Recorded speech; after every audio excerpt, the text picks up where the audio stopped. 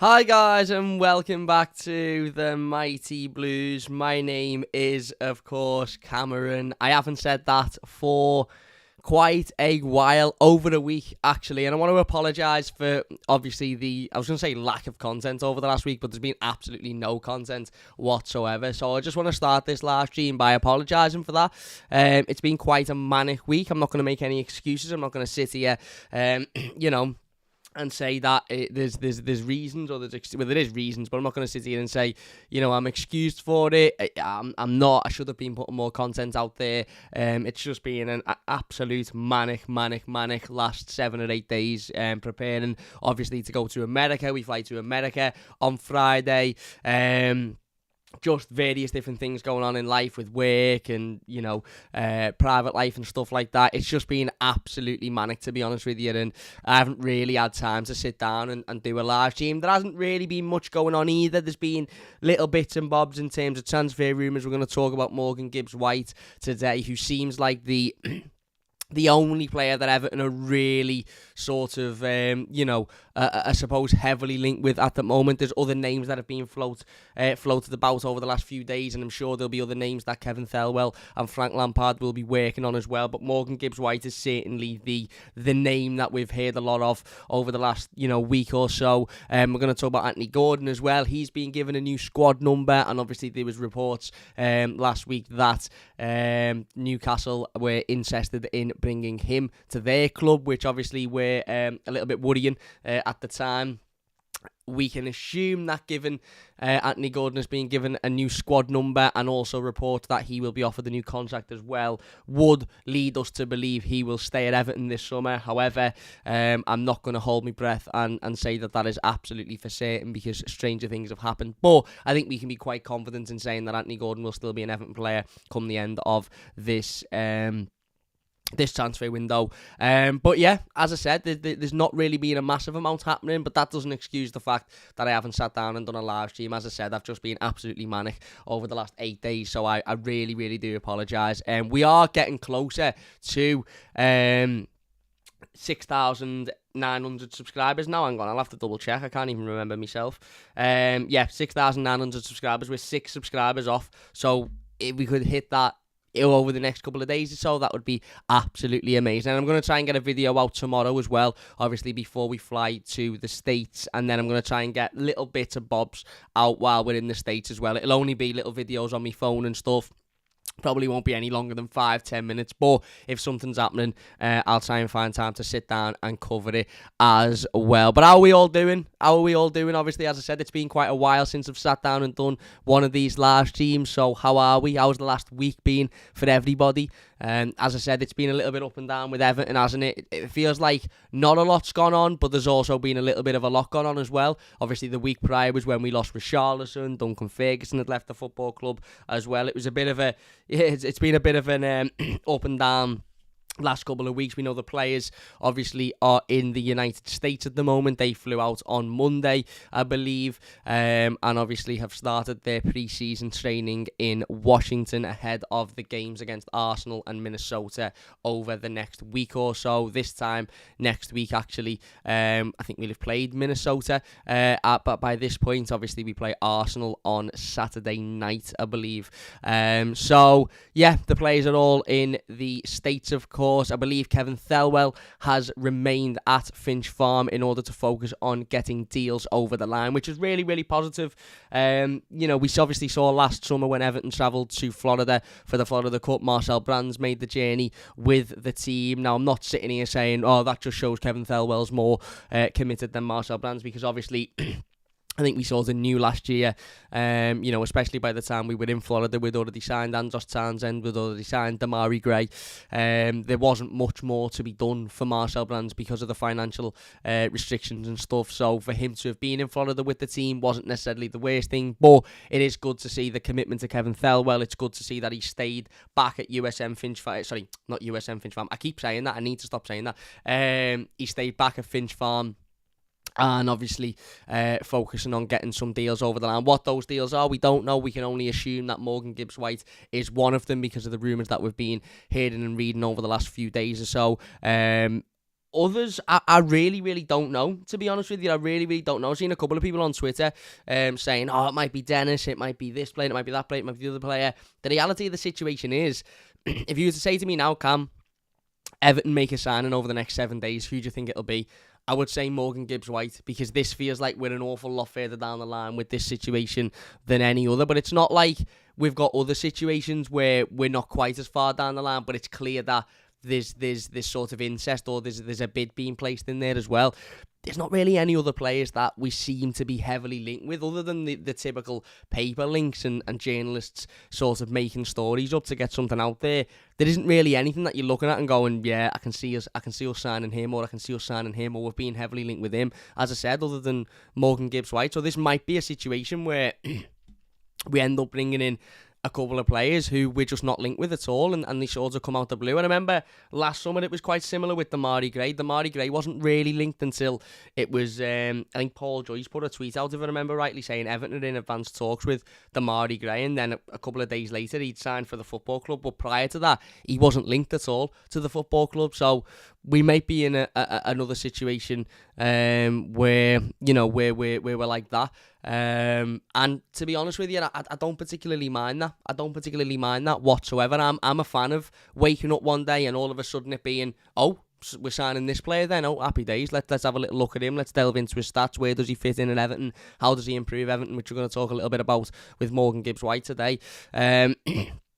Because, you know, sitting here and waking up to Everton are interested in this player, and Everton are this and Everton are that, it just, they drag on, don't they, these transfer sagas? And, you know, we've seen many and many of them over the years as Evertonians. Many a transfer sagas drag on and never end up coming in you know, to anything, to fruition in any way. You know, Yarmolenko, bloody hell, we were linked with Yarmolenko for about 4 summers on the bounce. His agent had been to Goodison Park multiple times, never ended up signing him. Quaresma was another one.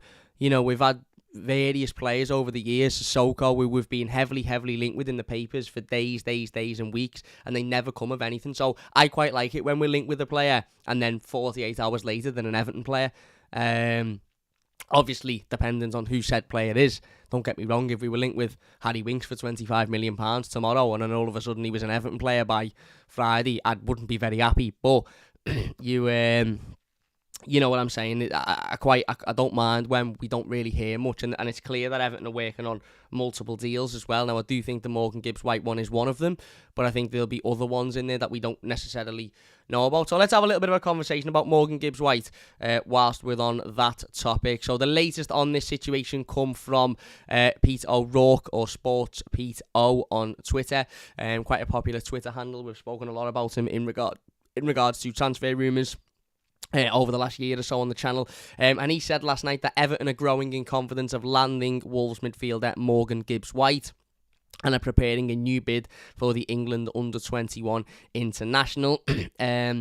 Mark Douglas on Twitter also said yesterday that Everton have had an opening bid for Morgan Gibbs-White rejected from Wolves, but there is optimism that a deal can be structured. The midfielder is keen on the move. And then obviously this all comes from a couple of days ago when Jay Percy of The Telegraph stated that Everton have had a bid in excess of £20 million rejected for Wolves midfielder Morgan Gibbs-White. Nottingham Forest and Crystal Palace are also interested.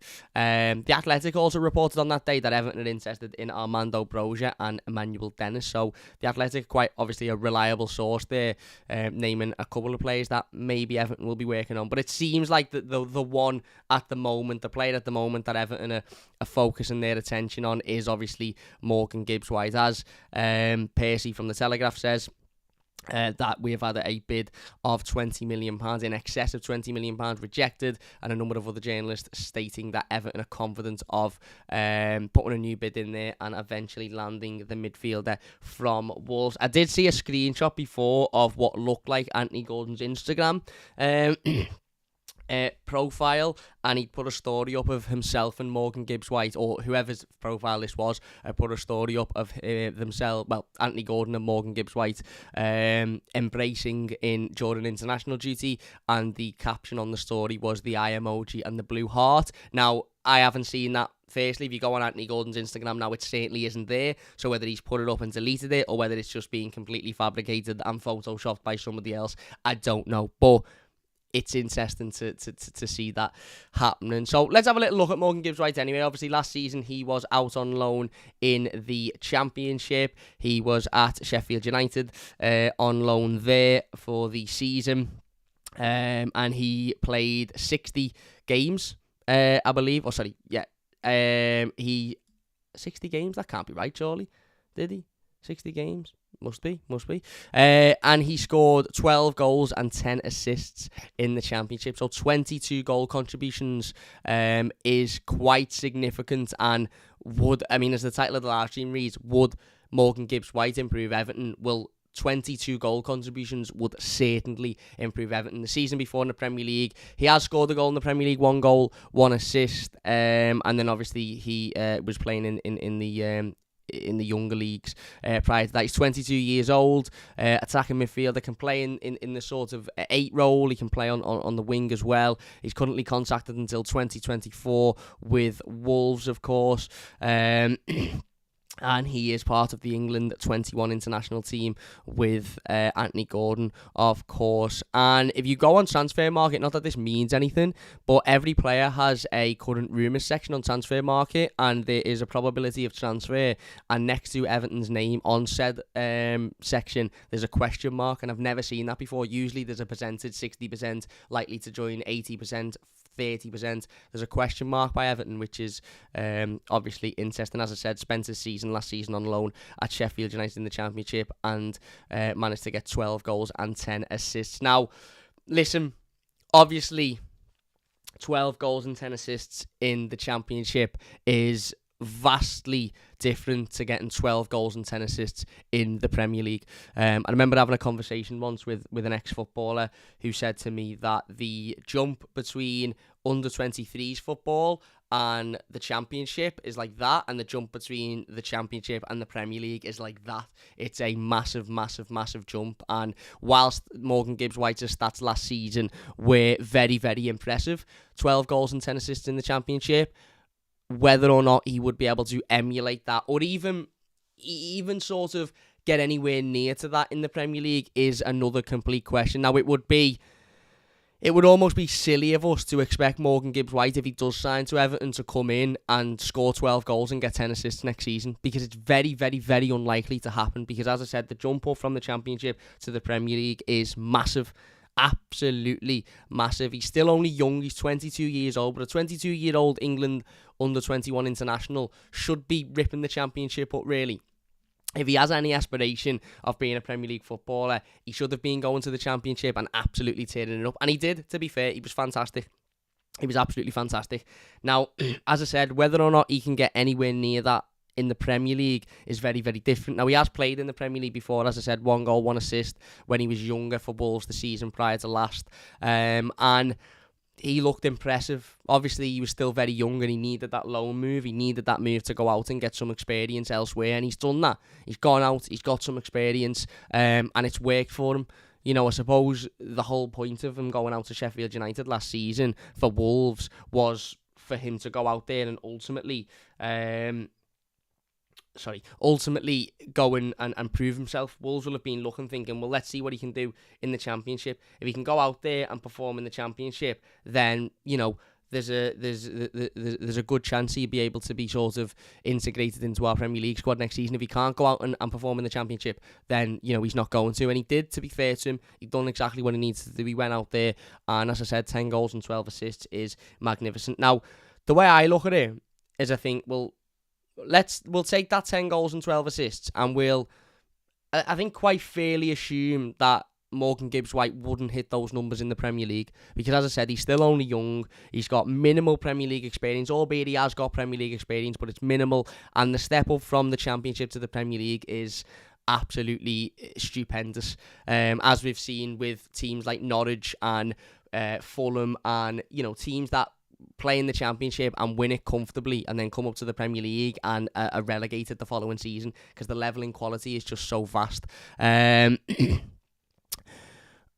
Now, I look at it and think, well, okay, if we're going to sit here and say it would be difficult for him to reach those numbers in the Premier League, which would be being nice, would it be too far against the mark to suggest that Morgan Gibbs-White could potentially hit let's say, 5 goals in the Premier League with 7 assists. Obviously, that's half of what he got goals-wise in the Championship, and near enough half of what he got goals-wise in the Premier League, assists-wise in the Championship. So even if his numbers drop by 50%, 5 goals and 7 assists, 6 assists, is still massively improving on what we've got currently at the football club. Now, you look at the midfielders that Everton have currently got. You've got Andre Gomes, who doesn't bring anything, let's be honest. He's got a belted haircut, he looks boss in the kit, and he looks boss on the calendars. But as a footballer, and people will say to me, stop having a go at Andre Gomes, stop bringing negativity for no reason, you don't need to, it's this, that, and the other. Listen, the way I see it is, if you're a Premier League footballer being paid upwards of £70,000, £80,000 a week, you have to be effective in some way, shape or form. It's as simple as that. You've either got to be a brilliant defender, a brilliant tackler, a powerhouse in midfield, quick on the ball, an unbelievable passer, a goal scorer, a creator, an assister, a fantastic goalkeeper, fast off the mark. You've got to bring something to warrant being paid that much money and to warrant playing in the Premier League week in, week out. And I'm sorry whether people disagree with this, and I'm sorry whether there's mitigating circumstances and there's reasons for this, and the injury and whatever. Put all of that to one side. Andre Gomes does not bring anything to Everton. Doesn't bring anything. He's a good footballer. When he's got all of the time in the world, he can spray a pass, he can move the ball. The reality of the situation is, he never will have any of that, the time that he needs in the Premier League, because Premier League midfielders and defenders and attackers are onto you quick as anything. So Andre Gomes, for me, is he an improvement on Andre Gomes, Morgan Gibbs-White? Of course he is. You look at the other midfielders, Abdoulaye Doucouré, okay, he's one of the only midfielders of his type in the league, and he's the only one we've got in our squad. He's important to this team. He gets about the pitch. He's fast. He's physical. He puts himself about. I actually think he's been misused since he's been at Everton, to be perfectly honest with you. I think the only time he was used properly was in the opening 5-6 games of last season by Rafael Benitez, where he was allowed to be pushed forward. He was allowed to get into the opposition box. He was allowed to create chances, score goals, get up there. I don't think he's a sit in front of the defence. I think he's more of a box-to-box, sort of pushing into an attacking style midfielder. But he's significantly our best midfielder. I think it's fair to say significantly our best midfielder. But he's not picking up 5 goals and 6 assists a season, is he? Alan, again, last season? No goals, no assists. Okay, different midfielder, more of a pit bull, sort of not really sitting in front of the defence, but getting out and breaking the play up, etc., etc. Still doesn't score or doesn't assist. Tom Davies, again, number 6, sits in front of the defence, battles, works hard. I actually think he's much better than what people give him credit for, but he's not a goal scorer, he's not an assister. Dele, okay, we'll see more of this season, but again, he's more of a creative, sort of 10, if not false 9, depending on how we play. And then Alex Iwobi, of course, has played in about 75 billion different positions over the course of his Everton career, and is probably more suited to playing in the number 10 role. So, could we do with a number 8 per se that sits in that midfield that contributes to 5 goals with 6 assists? Absolutely. The reality of the situation is, and it's very, very simple. I'm gonna do a Michael Owen here and sound like proper Michael Owen, but it's very, very simple football. If you don't score enough goals, you won't win enough games. People can laugh at Michael Owen, but it's true. If you don't score, you won't win. And as much as you might go, shut up, Cam, you'd sit. That's obvious. It is obvious. But you know what's also obvious? We don't have enough players that score goals in this team. And we've just lost our leading goal scorer last season, and the player who has been our leading goal scorer or thereabout for the last 4 seasons he's been at the football club, we've just lost him. So not only did we not have enough goals to start with, but we've just lost our leading goal scorer and a player that we could constantly look upon to score you goals in important moments and important games. It's as simple as that. We don't have enough goals in this team, and our midfield certainly doesn't have enough goals. You should have midfielder. You should have a midfielder that can score you 8 to 10 a season. Maybe a number 10 that could do that, which we had James Rodriguez, we lost. We had another certain player, we lost. Then you should have another couple that might get you 4 or 5, maybe 5 or 6. Then you'll have one that gets you 3 or 4. Then you have a couple that get you 1 or 2. We've got Takore, who gets you 3 or 4 a season. And then who else? Alan gets you none. Tom Davis might pop up with the odd one. Andre Gomez, more often than not, doesn't score. Okay, I think he got 1 or 2 last season, but, you know, we've got 5 goals, 6 goals in our midfield when we should be having 15, 16, 17 goals in our midfield. So the simple fact of the matter is we need goals and we don't have enough of them. And if Morgan Gibbs-White can emulate even half of the goals and assists that he picked up in the Championship last season, that will improve Everton. It's as simple as that. It's not a very hard thing to figure out. It's as simple as that. Now, obviously, the big question is, can he emulate half of the goals and assists that he got in the Championship last season? Well, again, that's waiting to be seen, isn't it? That's waiting to be seen. There's been a plethora of players over the years that look unbelievable in the Championship, and the moment they make that step up to the Premier League, they aren't very good. There's a long list of players that look world class in the Championship and absolutely shite in the Premier League because of the difference in quality. Now, I don't think Morgan Gibbs-White fits in that category because he's still only young, and he's got a lot to improve on, and he's got a lot of potential, and he's not a 30-odd-year-old or 27, 28-year-old who looks boss in the Championship but has failed previously in the Premier League. He's never had that chance in the Premier League to show that. So there's definitely potential here, and he's an exciting player, I think, to be linked with. Now, I'm not going to sit here and lie. I don't know a ridiculous amount about him. I've not sat here and watched every single game he's played in last season for Sheffield United or for in his previous seasons for Wolves. I've seen him before. I've seen him at times. I've seen him, you know, here and there coming off the bench, and he's physical, he's big, he can pass a ball, he can move forward, he can strive with it, and evidently he can score, and he can be involved in goals as well. Now, I suppose that leaves the only other question: the price tag. How much is a player who has little Premier League experience?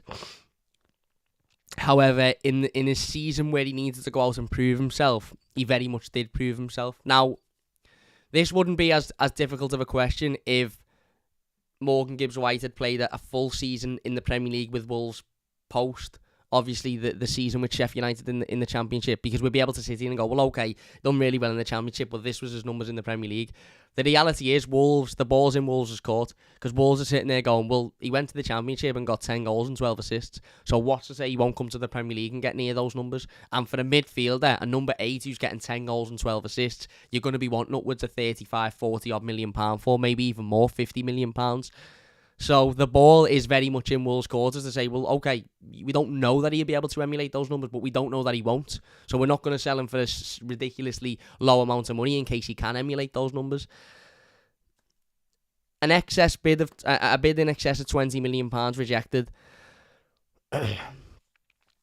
This is where Everton's financial situation really, really bites us on the arse. If you're enjoying this team, by the way, please hit that like button. It does only take a second. If you're new to the channel, don't forget to subscribe. This is where Everton's financial situation really, really bites us on the arse. And the reason for that is because if we had an open checkbook, if we had all of the money in the world to spend, pardon me, then we could go out there and spend 25, 30 million quid on Morgan Gibbs-White and look at him as a player that could come in for the future and, you know, could potentially hit those numbers that we've just mentioned. And if he doesn't, then you can move him on for maybe a profit or, you know, a slight loss. I said it before and I'll say it again. And I will, I'll shout this until the cows come home, as the saying goes. Kevin Thelwell, Frank Lampard, Farhad Moshiri, Bill Kenwright, and I say Bill Kenwright because he's involved in transfers, let's be honest, whether he should or shouldn't be, he is. Everybody at this football club, none of them can afford to get this summer wrong. None of them.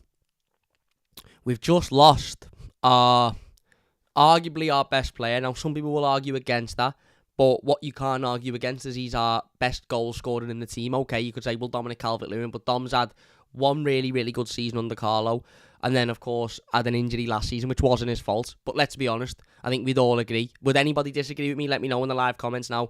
90 people watching. Would anybody disagree that Richarlison was our best goal scorer in this team? One of our only 2 goal scorers, really. Our only goal scorer last season, other than Gray and Townsend, who obviously chipped in at the start. We've just lost him. Already acknowledging that we didn't have enough goals in the team prior to losing him, but we've lost him. And we've just finished 16th in the Premier League, only guaranteeing our survival on the penultimate day of the season. We're hamstrung financially. We obviously have had to sell to buy because of our financial problems, because of the absolute fucking mess the board and the owner have put us in over the last 5-6 years. Can we afford to spend £25+ million on a player that isn't a guarantee? I don't know. Now, okay, you could say to me, but Cam, no player's a guarantee. There's not a player out there that is a guarantee. You're not going to bring anybody in. We could bring, Emmanuel Dennis in for £20 million. Doesn't guarantee that he'll hit the numbers he did last season. He's only had 1 season in the Premier League. That's absolutely right. Bring Ismail Sarr in. Doesn't guarantee. Absolutely right. So I understand people saying there's no guarantee with any player. But I suppose the question is, what happens if we spend £25 million on Morgan Gibbs-White? We can't then make many other signings. We can maybe make 1 or 2 here and there, depending on how we structure the deals. But we're not going to be able to go out and buy a massive replacement for Richarlison if we buy Morgan Gibbs-White. I don't think anyway, unless Kevin Thelwell can structure a deal unbelievably. I don't see us going out and spending £30 million on a Richarlison replacement, aka a goal scorer, if we spend 25 million on Morgan Gibbs-White. And what happens if we do that? We spend 25 on Morgan Gibbs-White. Lampard says, well, okay, I'll use Dom as the striker, Gray and Gordon either side of him, with Iwobi, Townsend in there to back him up as well, Dele in there, and we'll have Gibbs-White in there in the midfield, and we don't necessarily need to go and get a Richarlison replacement as per se. What happens if we do that and Morgan Gibbs-White gets 1 goal and 1 assist next season? Now, you could say, well, Cam, don't look at it negatively. What happens if he gets 10 goals and 12 assists like he did last season? Absolutely. You're absolutely spot on. If he does, then happy days, we're laughing, we're flying. But he's not had that experience and he's not pulled those stats in the Premier League for us to be able to look and go, yeah, we can pretty much guarantee he's going to be able to hit the ground running. He's done it in the Championship. But as we said, the jump up from the Championship to the Premier League is vast, to say the least. So, our financial situation is the only reason Morgan Gibbs-White isn't an Everton player.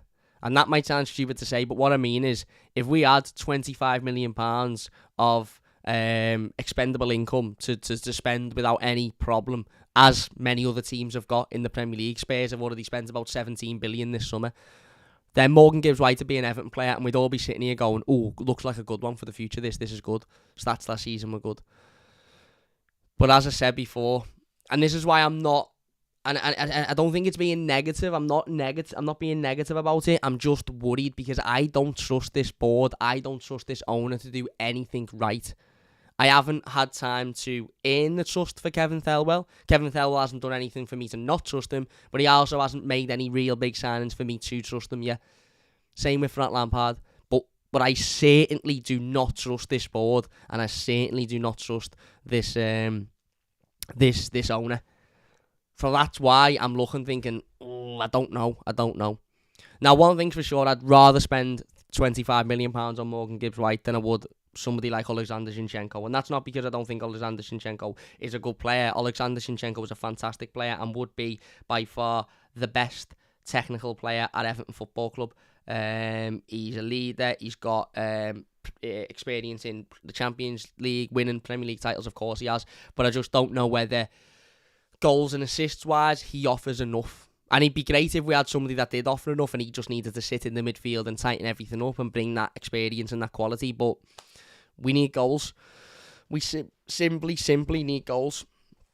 And we need it more than ever now because we've just lost Richarlison. So it's interesting. It'd be interesting to see how this deal is structured as well, because Everton might have said, Wolves, for all we know, might say, yeah, you can have them for 25 million quid. You can have them for 22 million quid, but we want the money. We want it all up front. And Everton might have gone, nah, we'll give you 25 million quid, but we'll give you 8 million up front, and we'll give you the rest of it over 4 years or 3 years or whatever. And Wolves might go, no, we're losing one of our youngsters who's prodigies, if you like. We want it all up front. And that's where these things, obviously, these financial deals can get a little bit sticky. So, listen, as of now, all as we know is that we've had a bid in excess of £20 million rejected for him. There's clearly an interest there, and I think this is the one player that Everton are pursuing heavily at the moment. As I said, The Athletic reporting that we're interested in Brozier and Dennis. There's been a number of other reports stating the same, but whether or not they'll go ahead, whether or not there'll be anything other than just an interest, I don't know. But it's an interesting one, Morgan Gibbs-White, because his championship stats. Put it this way, if his championship stats were in the Premier League, so let's say he played for Wolves last season and got 10 goals and 12 assists, he wouldn't be coming anywhere near Everton. I'll tell you that now. He would not be coming anywhere near Everton Football Club. He'd be linked with Chelsea, he'd be linked with City, he'd be linked with Arsenal, he'd be linked with Liverpool, he'd be linked with some of the biggest clubs in the world if he'd have pulled those stats in the Premier League last season. Let's have a look at Conor Gallagher for comparison. Now, obviously, Conor Gallagher's season was in the Premier League. Another player Everton have been linked with 10 goals and 5 assists in the Premier League last season. So, same amount of goals, a significant less amount of assists in the Premier League last season. And again, another player Everton have been linked with, but a player that a lot of teams will be looking at because of those stats. So, it's a risk. Of course, he's a risk, as it is every player. And there's no guarantee you'll be able to get those, anywhere near that next season. But as I've said, I don't think we should be looking going, well, can he get 10 goals and 12 assists next season? I think we should be looking going, well, is he likely to get 5 goals and 6 assists? 50% decrease in what he got last season. Is he likely to get that in the Premier League? Well, potentially, yeah. Because, okay, it's a massive step up, but, his stats last season were brilliant. So, could he hit half of it in the Premier League? There's a good chance he could. And if he does, he's already our best midfielder, especially our most effective midfielder. So that's, I suppose, the way you look at it, isn't it? Yeah, the price is the big thing. The price is the big thing. Whether or not he'll be an Everton player over the next couple of weeks or so, we'll have to wait and see. If you're watching, don't forget to hit that like button, by the way, if you are enjoying the live stream. If you're new to the channel, don't forget to subscribe. We're so close to 6.9k now, so if you killed that subscribe button, that would be brilliant. Glenn says Cameroon and has also become a member of the channel. Thank you very much, Glenn. Really appreciate it. Glenn also says get the like so Cam will only start after he gets 5 likes. Thank you very much, my mate. Jack the Lad says watching Frank Lampard's interview made me feel really positive.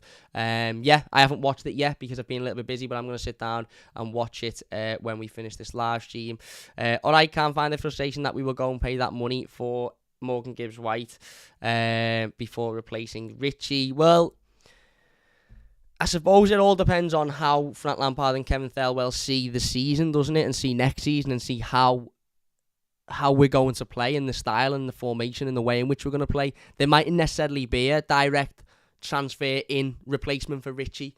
And I know we've been linked with Brozier and Dennis, who would fall in that category, but it mightn't be that because the way we play might, we might need a direct. We might go and get a midfielder instead of Morgan Gibbs-White that can score goals, assists, but also help the strikers to get more out of the attacking players, therefore not needing a direct Richie replacement. But I still, for me, I said it on Toffee TV the other day, I'll say it again, I will be shitting myself, royally shitting myself, if we go into next season and we haven't brought in a striker that we, again, as I said, we don't know because there's no guarantee, but that we don't look at and think, right, he's going to get 10, 15 goals next season. If we don't bring somebody in like that, I will be royally, royally shitting myself.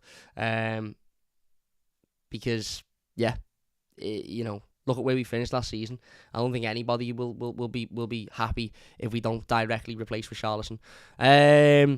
Jason says, up the toffees, to be fair, there hasn't really been anything. Wonderlust says, hope we pull Morgan Gibbs-White, but not sure if I rate him £30 million, though I'd be fine getting him through. Yeah, that's what I mean. £30 million is a lot of money, especially in Everton's financial situation. But he's the right type of player. You know, it's interesting because we've said for years, haven't we, why don't Everton go for young players who are doing well in the Championship instead of, you know, older players who are washed up? And Morgan Gibbs-White is a young player who done really well in the Championship. So, yeah, it's interesting.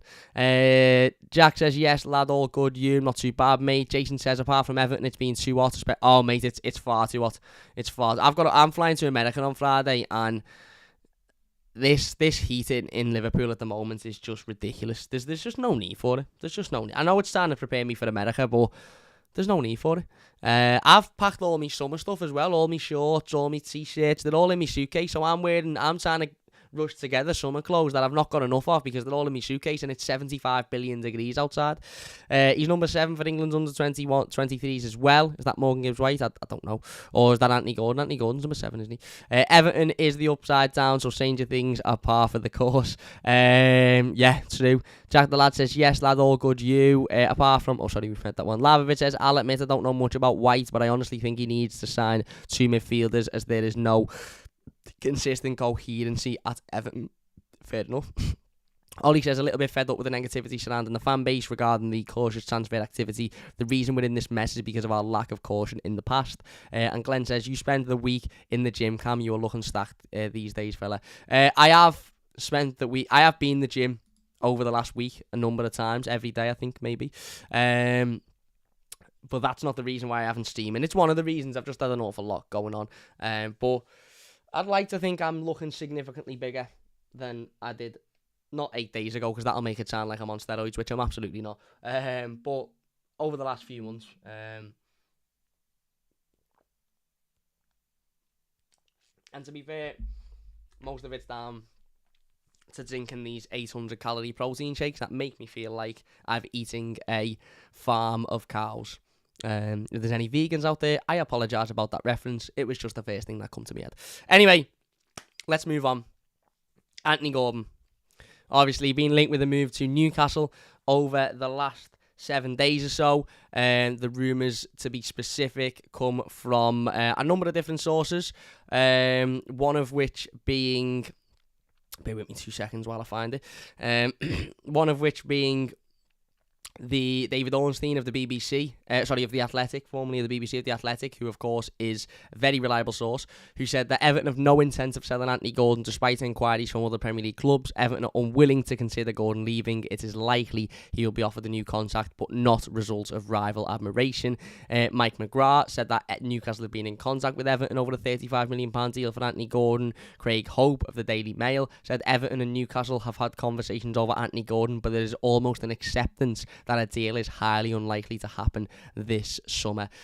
So, as expected, teams are interested in Anthony Gordon. We obviously heard a few weeks back before Richarlison's move to Tottenham was confirmed that Tottenham were interested in Anthony Gordon, but it was almost a case of just, I suppose, them thinking, yeah, we don't mind him either, and Everton thinking, well, you're not getting the both of them, so see you later. Again, these rumours, although they're coming from quite strong sources in David Ornstein and a number of other sources, they're quite adamant, the sources, in the sense that Everton are really, really not willing to sell Anthony Gordon. None of it seems to suggest that Anthony Gordon is wanting to leave Everton in any way, shape or form. And obviously we've known from the last 48 hours Anthony Gordon has been given the number 10 shirt, which would suggest he would be staying at the football club for the foreseeable future. Frank Lampard done an interview in which he spoke about Anthony Gordon. He said, you have to work to get the number 10 shirt, and Anthony has earned it. He gives everything and is going nowhere. He is our player and we want to build with him. So there you go, literally from the horse's mouth there, isn't it? From Frank Lampard's mouth, he's going nowhere, and I believe that because I don't think Kevin Thelwell or the board would particularly want to go against Frank Lampard, especially considering the last couple of months of what has happened and stuff. I suppose the only thing now, and I don't think Anthony Gordon will leave. I mean, you can never be 100%, but I'm 99.999% that Anthony Gordon won't leave Everton. But if he was to leave Everton, then we would know it has come from him himself. He's wanted to leave. And I don't think Anthony Gordon wants to leave. As we read then from David Ornstein, it's likely he'll be offered a new contract. He's been given the number 10 shirt, and he's been quite vocal on social media, Anthony Gordon, or certainly via pictures and images and stuff, about being proud of being given that number 10 shirt. And yeah, listen, I've not had a conversation with him. I don't know anybody that has had a conversation with him, but I really can't see Anthony Gordon being in a rush to leave Everton Football Club this summer. So that was very much a case of Newcastle being interested because he's a good young player and they've got money to burn. But basically Everton saying, nah, you're all right, he's going nowhere. And yeah, panic over. But there was a 24, 48 hour period where everybody seemed to be panicking about Anthony Gordon. It was, is he going to leave? Is he this? Is he that? Listen, I'm not going to bother having the conversation about whether or not I'd sell him for 25, 30 odd million quid. I'm not going to have that conversation because there's just no point. There's no point because he's not going anywhere. And I agree with Frank Lampard. I think he's the type of player you need to build your team around. Does he need to improve? Absolutely. Is his end product good enough? Absolutely not. But all that will come with due course. He's still only very, very, very, very, very young. He's just joined up. He's in America with the team now after only just coming back from his holidays, of course, which is good to see that commitment. So, yeah, he's not going anywhere. He's the number 10. He's Everton's new number 10 next season. He's going nowhere. So, yeah, panic over on that one. And other than that, there hasn't really been much. The Footy Insider said that Everton have been told that Wolves will accept £10 million for Adama Traore. Everton have an interest in him. I'm not keen on Adama Traore, if I'm being honest with you. I think his end product is fucking woeful. I've seen people I've played with a better end product than Adama Traore, to be honest with you. But he's a powerhouse. He's fast. He can get you out of sticky situations with his pace and with his power. And for 10 million quid, it's probably a good deal, to be fair. But I'm not convinced. And it's come from Footy Insider, who have got a lot of things wrong in the past. Luke Edwards of The Telegraph stated that Newcastle United inquired to Everton about potentially signing Dominic Calvert-Lewin in May. Everton told Newcastle that they'd run a fee in excess of 60 million. The fact that was 2 months ago would suggest that Newcastle aren't necessarily willing to chase that up either. As I said, Mark Douglas reported that Frank Lampard is keen on Conor Gallagher, but Chelsea will leave it later in the summer before making a final call on his future. Another loan is possible. Everton are also in talks with Chelsea over Armando Broja. So Broja might be that quote-unquote replacement for Richarlison. And I would take Conor Gallagher on loan, to be honest with you. Imagine we brought in Broja, Conor Gallagher on loan, and Morgan Gibbs-White, and obviously James Tarkowski. Would we be happy with that? Would we think there's other areas that need filling? I don't know. Let me know. Now, you'd say, well, for us to sell Broja, we'll need to sell somebody else. Let's go on the assumption that Gomez will go. Maybe even Mina if given a bid, and a couple of other fringe players. Would you be happy with Broja, Gallagher, and Gibbs-White and Tarkowski? I'm asking the question. I'm not saying that we'll get that, because it's very unlikely we will get that, but I'm just asking the question, would you be happy with that?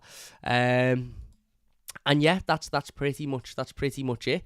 Everton have been charged by the FA after pitch invasions during the game against Crystal Palace, which is interesting because I haven't seen Manchester City being charged. I haven't seen Nottingham Forest being charged. I haven't seen Leeds being charged. Just Everton being charged. The FA are fucking idiots. Absolute fucking idiots. I've got no respect for them. I've got no time for them. They're all bad knobheads. End of story. And there was protests outside of Goodison Park a couple of days ago, protesting against the board and the owner, which, I think, as I said, I think it's important, you know, what you think of the protests or not, and I know there was a lot of people that weren't particularly happy with them and the way they were done, but I do think it's important that we remind ourselves that whilst we want to be positive, and whilst we want to look positively towards the future under Frank Lampard and the new season, we can't let these people get away with what they've done to our football club, because they truly, truly have destroyed it. But yeah, that's pretty much it.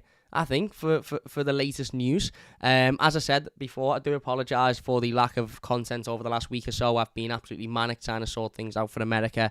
We will be doing a live stream tomorrow, and when I'm away, I'm going to try and get little videos done. Obviously, if we sign somebody, I'll get a video done. Any rumours, I'll try and get a little 5-10 minute clip. Might get Ned involved as well to have a conversation just about, what's going on and stuff. But it won't be an hour live stream, of course, but we'll try and get as much out there as possible. But yeah, there you go.